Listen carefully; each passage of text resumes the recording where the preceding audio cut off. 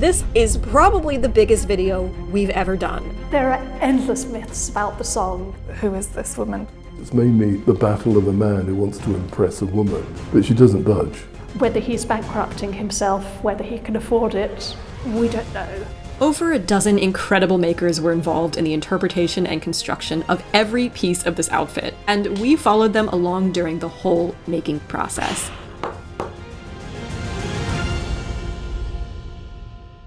Greensleeves was my heart of gold, and blue was my lady Greensleeves. It's a tune many of us are probably familiar with in one form or another, but ask anyone about the lyrics and they'll probably give you any number of different answers. Is it a straightforward number about a green dress? Is it a Christmas song? Is it romantic? Or a raunchy ballad about a prostitute? Over the 500 years since it is said, incorrectly, to have been written by King Henry VIII, the tune has been borrowed and given new lyrics hundreds of times. Music historian Tamsin Lewis took on the task of tracking down the original song, and consequently opened up a vast cavern of intrigue for dress historians and historical makers. The tune of Greensleeves is first recorded September 1580. King Henry VIII died in 1547, for the record. What the song is, it's a man who keeps giving gifts to his lady Greensleeves. She hasn't actually said yes at any point, but he gives her more, and still she won't love him, so he gives her more. It's essentially a stalker's anthem, in my view. But what's more interesting, the earliest surviving version we've got has 18 verses, and most of them are about clothing. And I looked at all these verses and thought, it would be really fun to try and make this. Can we dress someone in the clothing described here? The next obvious step: reconstruct them all, using all the historical evidence, materials, and techniques that we have available to us, so that we can see in real life what this elusive Lady Greensleeves would have looked like. The Society of Antiquaries gave me their Janet Arnold grant, and I've engaged a team of amazing makers, both from really established makers and from those at the beginnings of their career. My name is Constance Mackenzie and I am making the petticoat of fine cloth. I'm the shoemaker for the Greensleeves project. This is the smock of silk, both fair and white. The gown of grassy green. And I'm a historian of food. And so a team of 10 different makers was assembled, from shoemakers to tailors to seamstresses to ruff makers and knitters. He sends Greensleeves a smock of silk, stockings, white pumps, petticoats, and then a gown of grassy green. There have been some challenges interpreting the lyrics. The most obvious one, Greensleeves' smock of silk. Your smock of silk, both fair and white with gold embroidered gorgeously, threw up a whole lot of problems just in that statement. Because the first thing was hunt down a smock made of silk. And there aren't any. You'd expect if anyone's going to have a silk smock, it would be Queen Elizabeth I. And she doesn't. There's nothing in any of the wardrobe accounts in Queen Elizabeth's Wardrobe Unlocked to say that there was a silk smock. They're all of linen. Our problem with this song is it's written by a man who may never have undressed a woman of this status before. So if he's looking at her from a distance and she's got these silk oversleeves, he might assume that they are part of a smock, which they're not. And I'm not going to say there were never any silk smocks, but the fact that we're not even buying in material for them suggests that it's highly unlikely. So I'm slightly hedging my bets with this by doing it embroidered with silk.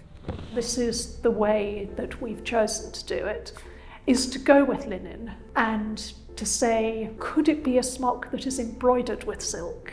We have endless supply in inventories, in museums, in paintings of smocks embroidered with silk.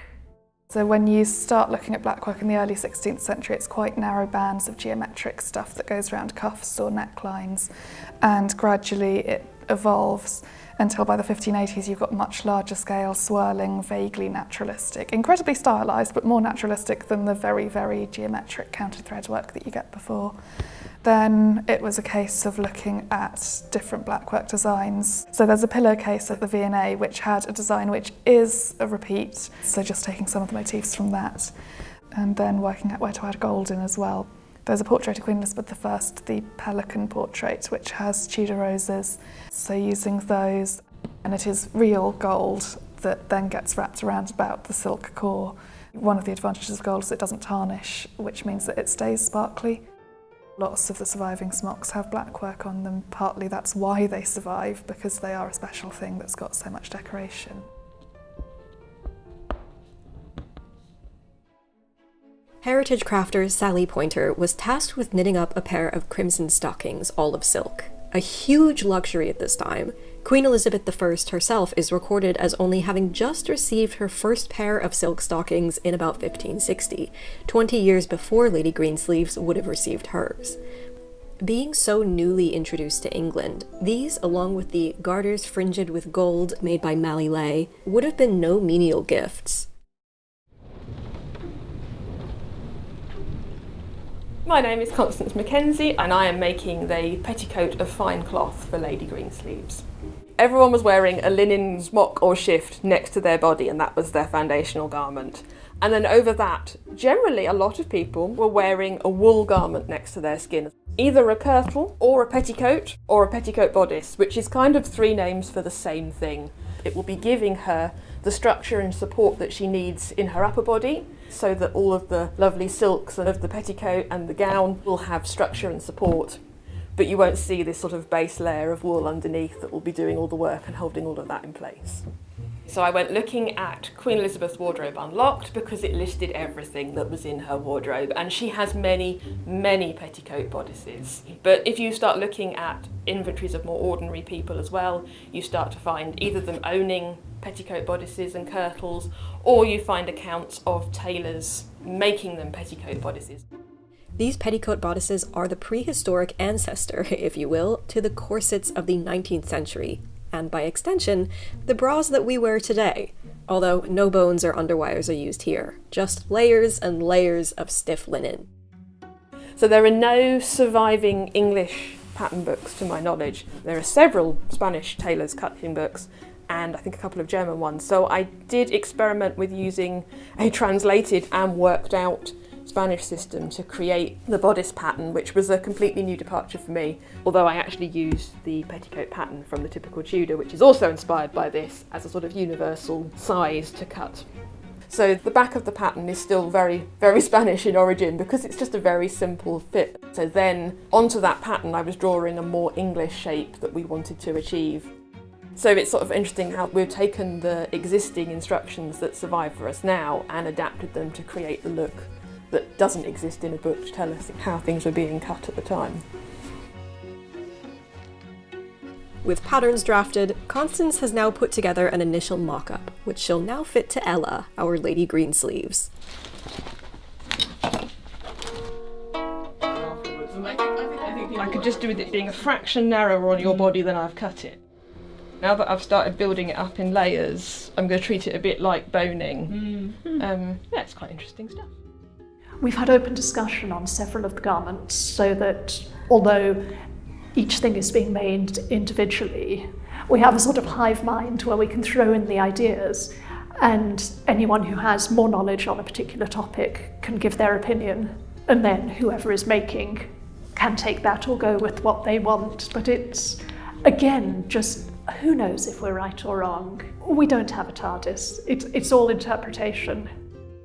Since the kirtle significantly influences the shape of the body, historical tailor Nina Mikhaila will need Constance's mock-up in order to fit the mock-up of the green gown itself. I have been assigned the gown of grassy green and the girdle of gold. The way I'm researching this gown and making the decisions is to try and find evidence from extant garments, documentary evidence like wardrobe accounts, and of course visual sources, so portraits that show both green gowns, portraits that show gowns with hanging sleeves, and by looking at all three of those I can hopefully draw as clear a picture as possible of what this Greensleeves gown may have looked like. I have lent quite strongly on the Janet Arnold patterns of fashion, of course.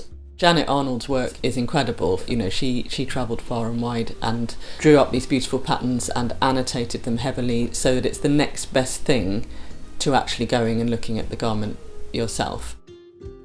Get people's thoughts, but I think we could probably let Elle out first. I mean, that's sitting really nicely. Is that peak uncomfortable? Can you feel that on your legs? No, I can't feel that. All right, and it doesn't look like it's lifted up either. So I'm taking that as a good sign. All right, thank you. It'll be great posture. Yes. I got some of that from the interview. I'm making the gown from a silk satin. So this fabric is woven with green threads one way and red threads the other way, but it has this really beautiful kind of iridescence in the creases and folds. Where it catches the light. Yeah, there's a lot of different kind of colours in there. This satin actually was a bit of a chance find. It's getting harder and harder nowadays to find high quality pure silk. So I stumbled across this fabric in actually my local fabric shop, and they had bought a load of stock from a company that had closed down. I was honest and I said to them, I think this is silk, and they said, well, you know, we can't be sure, we can't guarantee it is. So they were selling it very cheaply. So I got it for an absolute song. It's the absolute perfect fabric and perfect colour. But it's one of the reasons I've decided to go a little bit to town on embellishment, because it made a little bit of room for that. So that's been fun. Yeah, for sure. This is one option, that you have something like that. Oh, that's very sumptuous. Yeah. I think if you're putting the gold over it, you want a paler one, yes, because then you really get the green and That gold. looks nice, doesn't it? We should definitely Yes, do piccadills yes, around the wrists yes. and around the collar. That would be brilliant. Yeah, and then you can have the velvet and the gold and the piccadills. Perfect. Yes, there is no such thing as less is more in this one. What do you think? Show us. I think you may have rejected them all. My student who was here, Tallulah, spent a day doing all sorts of combinations of those possibilities in scraps of the fabric, and then we just picked what we liked the best, really. The gold lace that I'm using would have been extremely expensive, and it would have been limited by the Acts of Apparel to people of a certain status. But the surface decoration like printing and doing little snipped edges that are sometimes called piccadills, one of the reasons I think they're favourite embellishments for Elizabethan dress is that actually it costs very little. You're just using the fabric you've already purchased for your garment, and then a few more hours of the tailor's time, or even probably the apprentice's time, which compared to the cost of the materials is nothing. So stamping or printing, all it needs is a bit of moisture in the fabric, which is why I have water. And this has to be really hot. So it is. Right, so I'm going to start. And then it's just pressure. It's a workout. It is, and actually I've realised with this, because I'm doing such a large garment, you start to feel like your elbow and your shoulders and everything really going.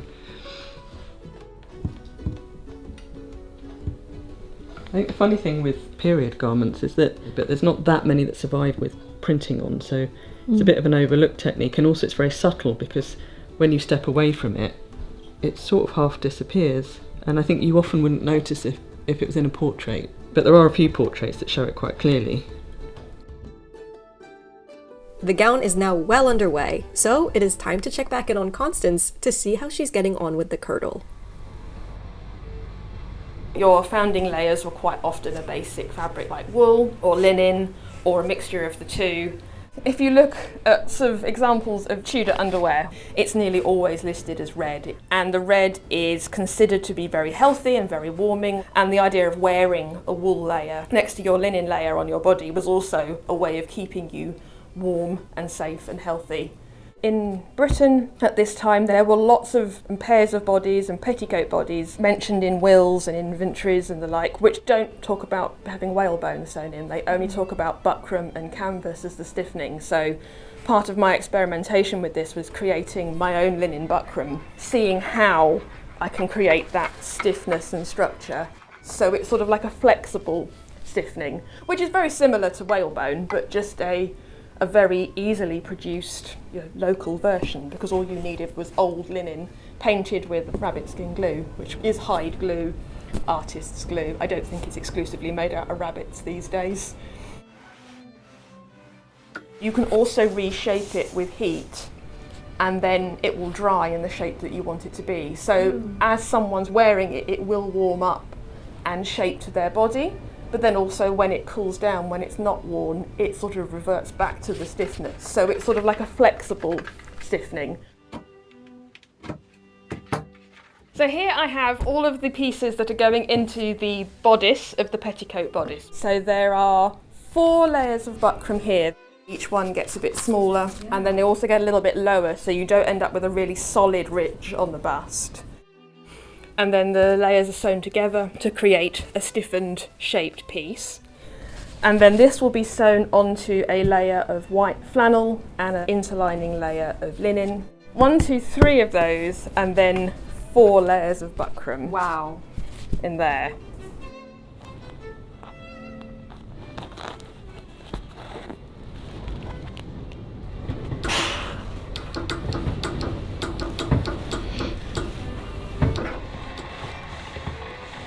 You can see that the curve of the buckram is creating the curve in the interlining.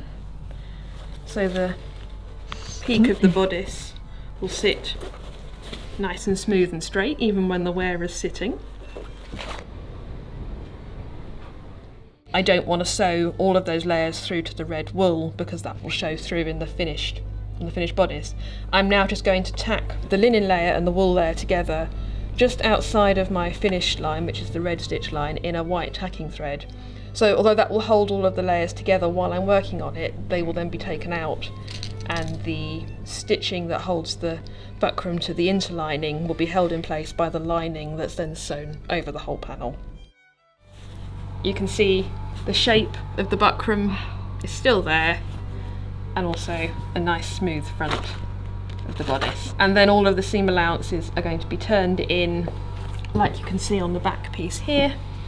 All of these raw edges can just be furled down and finished off, and a lining will be sewn over this to neaten everything up, and the same will happen for the front of the bodice. So you can see there's no stiffening in the back other than the interlining, and then the seam allowances have been turned in. That also creates a nice smooth layer like that. Once the front and the back are the same, they will have lacing on the side seam, so here and here. There's an opening on either side of the skirt, so one here and one here. And then the top edge of the skirt has already been neatened and pleated, and this will be whipped to the bodice when worn. If you look at the Alsega, which is the Spanish tailor's pattern book, so you can see the skirt, the centre front and the centre back are cut on the fold. They use the full width of the fabric with a little bit of shaping, and the little triangle shapes that are cut out of them are what are then flipped and go into making the skirt. And that's how you create the fullness at the hem and have not too much bulk at the waist. So that's all pleated into the waist.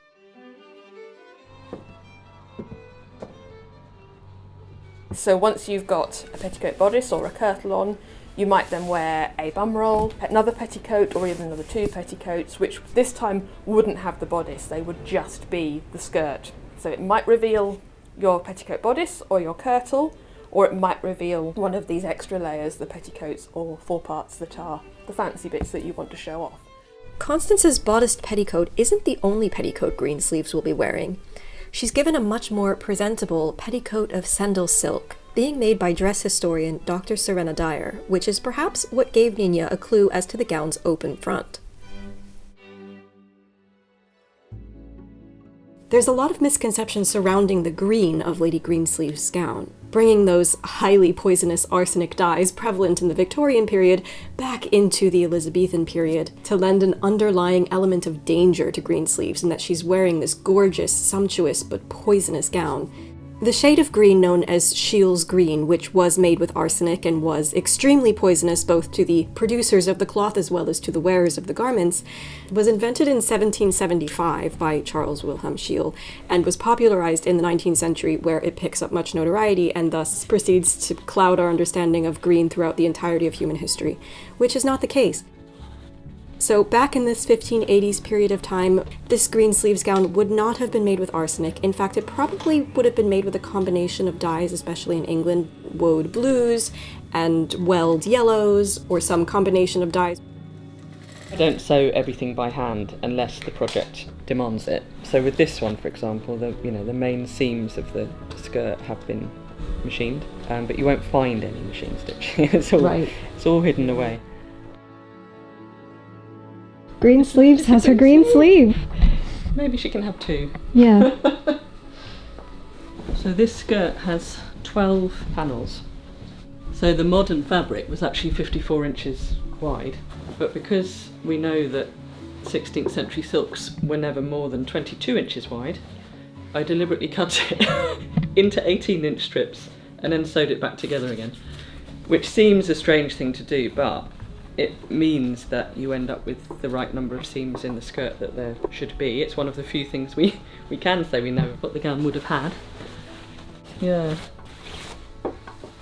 There she is. Yeah. Wonderful.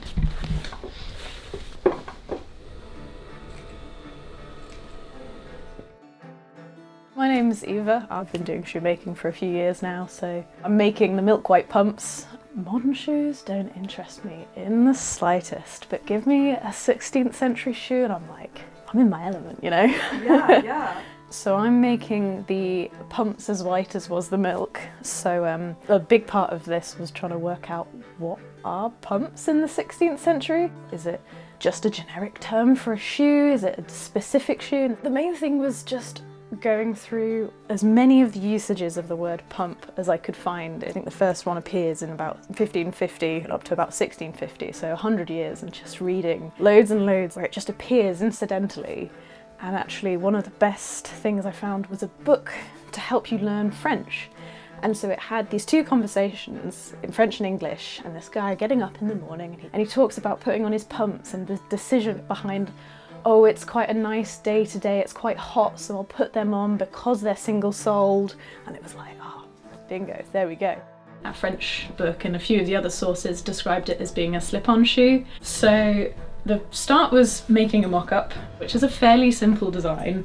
So I made a pattern, cut that out of the leather. Stamping is the kind of next step. You want to do that before you start stitching anything. You want it nice and flat. So yeah, there was a process of designing the stamping as well. You get the lens all grubby. Oh my god. There was a few extant shoes that are in various museums. They tend to be leather, but there are fabric ones as well. I went with leather just because that's what I like working with. I found a particular example in the Rijksmuseum in Amsterdam, which I'm kind of going inspired by that. So I've done all the sort of elaborate stamping and stuff because the shoes, the milk white, that shows how expensive they are. You wouldn't have white shoes if you can't afford to keep them clean and pay for expensive white leather. So I thought, you know, we'll make them really fancy.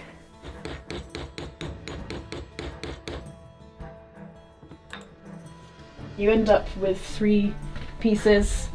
These sew together so they become the back, and that is the front. The next thing after this will be sewing up the backs and then stitching it all into one piece.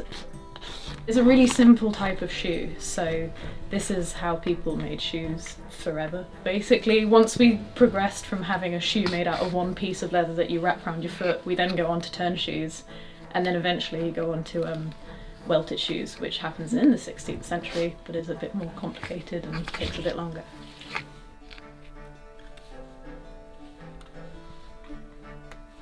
That is a seam. That is a seam. It's a hefty one, so I'll trim it down so that it, and hammer it all back flat.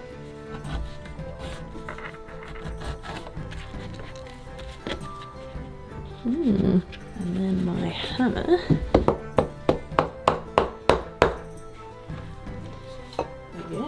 Yeah, that will eventually be the right way around. And that will go there. And I should have a shoe. Wow, it is so simple. It is really simple, isn't it? And once I've got it into one piece, I can then cut out the sole, tack that down to the last, and then that's when you stitch it all together. And you stitch it inside out, like you would do if you're making clothes. And then you soak it in water so that it goes really flexible, and you can turn it inside out, and then you've got a finished shoe.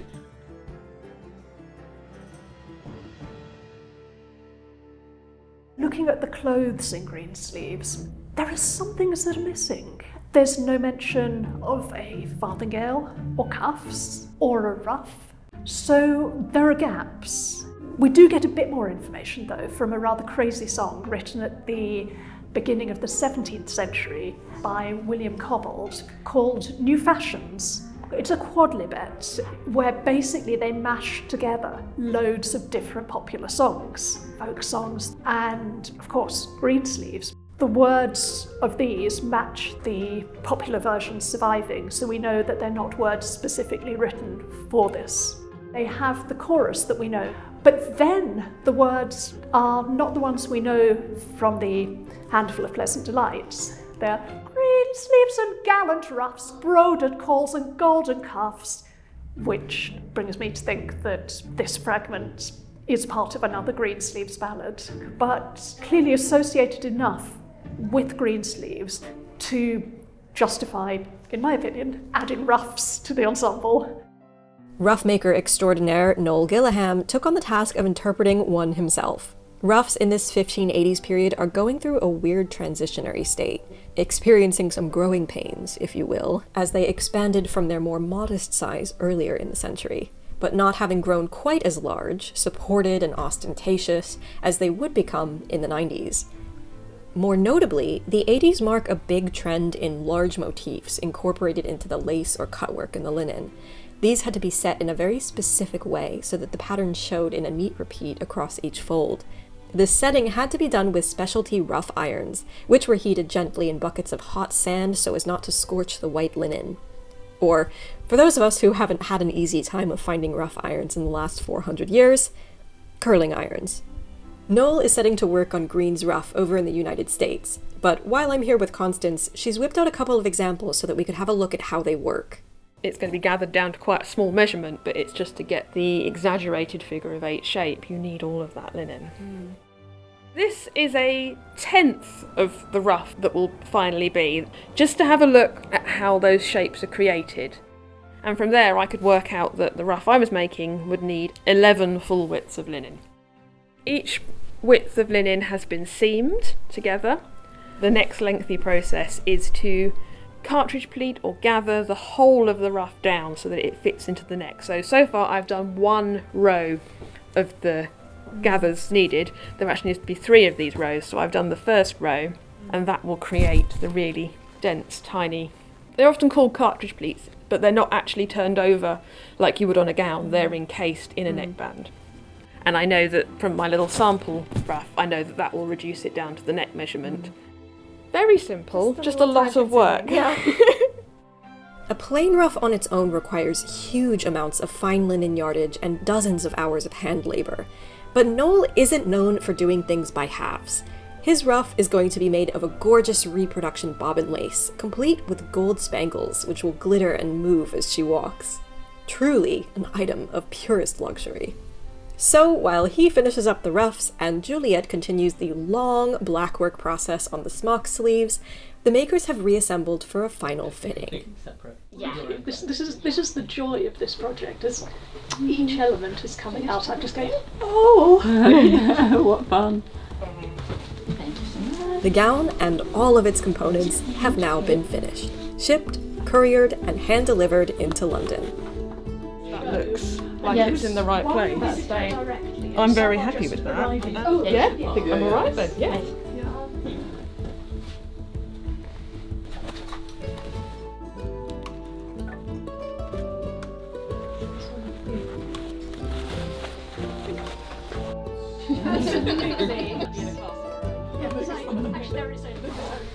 Linen extraordinaire Sarah Thursfield has sent in her kerchers wrought fine and gallantly, a fine linen cap intricately wrought with whitework embroidery. A piece like this could take just as long as a full gown and is an absolute masterpiece of needlecraft. They're all amazing. This is so stunning. With phase 1 of the project complete, it is time to move on to phase 2, recreating the story of Greensleeves as it plays out in the song. And so, cast, creatives, makers, and us production crew trekked out to Dorset, treasures in hand, to film the final piece. This was to be done at Athelhampton House, first built in 1485. The perfect backdrop on which to stage our Tudor shenanigans. I chose 2 actors who are used to wearing period costume. Our Lady Greensleeves has written the storyline for the video, and she's very much written it as someone who doesn't want all these things and just wishes he'd leave her alone. You get one gift and you think it's nice, but by the time you've had 18 verses of gifts, cease and desist, pretty much. So we decided to embrace the absurdity of the song and go with a more humorous take on the film. While we were exploring the house to get an idea of some filming locations, we ran into Ivan, who was tasked with recreating the Dainties Orderly, one of the few verses not about clothes. Oh wow, that's stunning. My name is Ivan Day, and I'm a historian of food, particularly early modern Renaissance food. And I've always been puzzled by the only verse in the Greensleeves song that refers to food. Every morning when thou rose, I sent thee dainties orderly to cheer thy stomach from all woes, and yet thou wouldst not love me. Now what's that about? In the morning you expect a Tudor to have breakfast, but what we're talking about here, dainties orderly, it's actually confectionery. The main ingredient was sugar. Sugar was thought to have medicinal properties. So if you combine sugar with a spice like cinnamon, it strengthens its medicinal properties and helped the stomach. A lot of the books that they're recorded in are tiny little books, and the bulk of it is what was called banqueting stuff or sweetmeats. You get little novelty things like gingerbreads, which helped your digestion, but it would also lift the spirits. It was what was called a cordial to the meal, and it was incredibly expensive and very high status. A lot of it originated in the Middle East, and then it came into Italy, and it was during the Italian Renaissance that it became popular with courtiers. But there's much more to it than that. You know, there's a whole kind of subtext here that's going on. This is actually a very accurate rendition of a marmalade, which is a Portuguese word for quince. The quince paste was also thought to be an aphrodisiac, as were kissing comfits that had got an animal perfume in them, which was musk, which came from the musk deer. Here you've got candied sweet potatoes, also considered to be a very, very powerful aphrodisiac. Lurking in this poem is always a bit of erotic tension between this man who really wants to devour this woman, and she won't let her anywhere near him, and there's always that tension in it. But sugar was also used as an artistic medium. So for instance, you could make beautiful little novelty objects, you know, like this little glove, which I made from a late 16th century wooden mould. This tatza, this little cake stand, is completely made from sugar. These marchpanes, if you read the recipes for them, they tell you to make them out of almond paste. And then they say garnish them with these little things which are called band strings, which are little sticks of cinnamon that are covered in sugar. You get these remarkable little gingerbread figures. This is white gingerbread, which is made with almond paste plus a few spices. Here you've got a seashell, and hidden inside it are more little sugar-coated, these are fennel seeds, which again are for settling the stomach, to ease the stomach from all woes. So I think that Greensleeves must have suffered at some point from some kind of, indigestion. So, one of the other things in the poem, it does sort of relate to food. Hanging at her girdle, they also carried their eating knives. And women, when they became betrothed, they usually gave them a pair of knives. So you carried your eating equipment with you. So everybody had a different set. You didn't have a fork, so you cut your food and you can spike it like that and eat it, from the tip of the knife. And some of them are absolutely beautiful things. So when he's complaining that he's given her these two knives, it's almost as if he's saying that I have proposed to you, but you've refused me. Hi, Constance.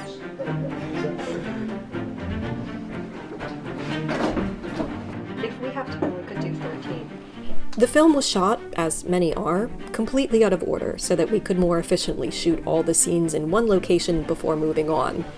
It was a continuity nightmare, since Greensleeves is given a new item of clothing in almost every scene. And so, it was all hands on deck to make sure Greensleeves was donning and divesting the right garments in each scene. The shoot spanned a couple of days, which means I was traveling with dependents. As soon as it was discovered that I was in possession of 2 very historically accurate exotic pets, they were immediately recruited to appear in the line "Thou couldst desire no earthly thing." We do, after all, have pictorial evidence of guinea pigs being kept as pets in England from as early as the 1560s, so Greensleeves could absolutely be offered a guinea pig as a non-earthly offering. Juliet very kindly donated one of her wrist ruffs, which is conveniently guinea pig-sized, and Constance dressed her beautifully. But Lyra wasn't the only furry cast member participating in this project. Our final day of shooting took us out to Tamarisk Farm, where we had the pleasure of spending the morning with Toby, who would be playing our gayest gelding. While we had been blessed with unexpectedly fine weather for the whole shoot thus far, today was the day our luck finally ran out. Battling wind, rain, and about 4 inches of mud, we very carefully bundled our silk-clad Greensleeves off to meet her equine scene partner. God, poor Greensleeves. Oh, wait, no, I'm in the mud now.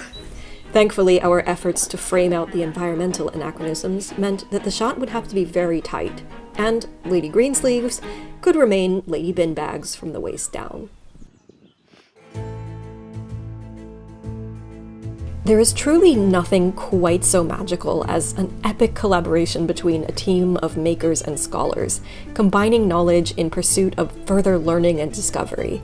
The characters who are spelled out in text, painted in portraits, and normally left just to the imagination are suddenly brought off the page. The garments that are referenced in wills and inventories suddenly given form. We begin to understand why certain techniques were used in a craft, why garments were worn the way that they were, and why they cost what they do. All of this brought to life, worn and moving on living humans. It helps us to really close that gap between our modern lives and our understanding of life 500 years ago. I think with any project like this, one of the things it throws up is how much one doesn't know. It's really a privilege, actually, to work with so many people at the top of their field. I've learnt from every one of the makers as they tell me about the process of making and more about the extant garment. So for me, my knowledge is increasing massively. If you'd like to see the final music video for Greensleeves, check out the linked card at the top of your screen, or visit the Passo Mezzo YouTube channel. You can also check out our dressing video right here on the channel, where we go through each garment, layer by layer, explaining the what and why of everything a Tudor lady like Greensleeves would have worn. Or for more information about the Greensleeves project, visit greensleevesproject.uk.